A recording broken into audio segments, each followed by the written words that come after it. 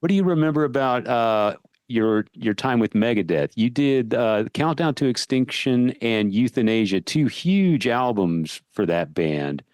Yeah. What are your memories of those sessions? Well, it was a lot of work. I mixed Rust in Peace before that for them. I got a call from Mike, and he said they were down at Rumbo in North Hollywood. And he said, "Oh, come down." He had to go back to Guns N' Roses to produce a new Mike Klink. Yeah, Klink. Klink. Yeah.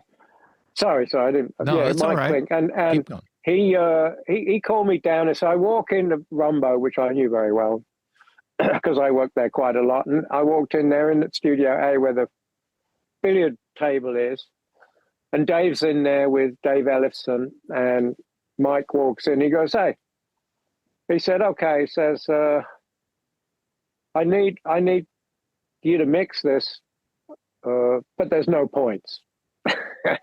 So I go, "Okay, whatever." Meaning you're I'll not going to mix get paid. Well, no, I get paid, but it's just a fee. He Okay. didn't want to give me any points, so I go, "All right, whatever." So I went and mixed that over at One on One, which was on Lancashire, big studio in Lancashire. But that's where Metallica, the Black Album, was done. yeah, and they actually did it there because we were in there doing Lynch Mob, and they came to visit. Cool. And it was what's his name, the producer, Bob Rock. Yeah. Rock, yeah. And Large. Yeah. And Large and Bob came in. Nice. And we were actually pissed off because we were in the middle of doing some solo stuff. And it's a funny story, actually. So we're in One on One. We're in the big room. We've had that big room locked out for a while. We're in the last throes of overdubs. And they come in and they call me on the phone. They go, "Oh, Bob Rock's here with Lars. They want to look at the studio." I said, "Well, we're in the middle of a session, so they got to wait." I'm sorry, you're in the session with Megadeth? Yeah, no, with Lynch Lynch Mob. Mob. Yeah. Oh, okay. I'm in there with George Lynch, and we're doing guitars. Gotcha. Okay. So I look at George. I go, "No, they're not coming in." I said, "We're in it's the middle of the day. You want to, when we take a break, they can come in, So then after about like 10 minutes, it was like fucking knocking on the,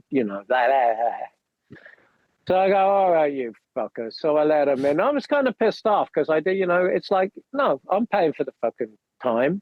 You fucking come in when I tell you can come in. It's my room, not your room. But anyway, they fucking muscled their way in there, and him and Lars. And actually, I did say to Bob, I said, what did I say? I think it pissed him off as well. I said, "Oh, bit of a departure for you, eh, Bob?" Like that.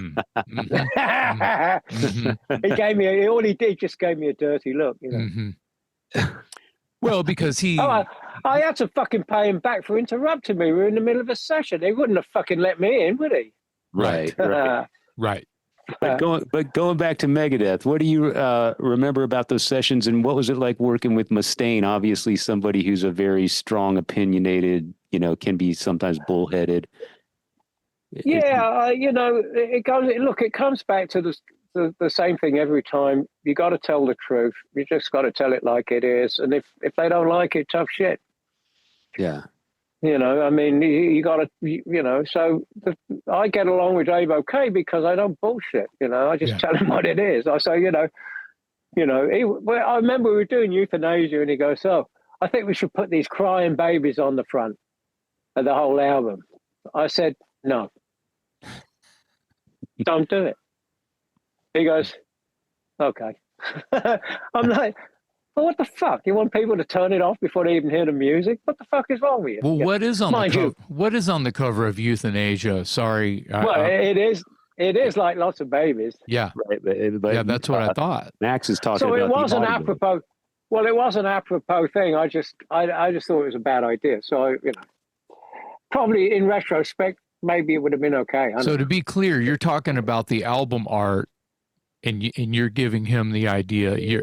He's saying I'm sorry, Dave wants to put crying babies, like mic up some babies and have them crying, or he's just telling Yeah, you, yeah. oh, okay. No, he wants to put crying babies on the front of the thing. Oh, okay. Right. On the Like on an, the like an recording, intro, on the like an recording. intro Yeah. recording. Yeah, I get it Yeah. now. Yeah. Yeah. And Max is telling him, you're going to turn people away before they even heard the music with these crying babies. Yeah. Well, those were But it two. could yeah. Those were hugely successful records right there. Yeah.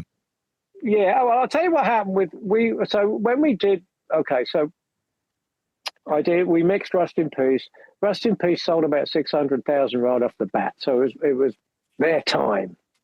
Yeah. So at that point, they come back to me and like, it's all like, okay, we got the whole formula. You know, we got the right guy behind the board. We got, you know.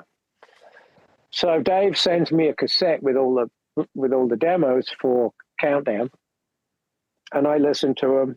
It's an old story. I'll tell it again real quick. I listened to them for days and days, and I had no idea what to do with it. I just, you know, I didn't know. So I thought, oh, fuck it. I'll just give it one more listen, and then I'll call him back and go, okay, fine, whatever. You know, I don't really have any ideas. And I thought, you know, so I listened to it one more time, and all of a sudden I started to get an idea what's going on. And I started to get some ideas. And I go, okay, look, this first one, this part's too long. I don't think this part even fits. Take it out. Let's look at this. So I wrote about 4 pages of notes for all of the songs, basically editing and pointing out places where maybe we could figure something else out, or giving him an idea, you know, whatever. So basically going through and fucking chopping it up like an editor, basically. Right.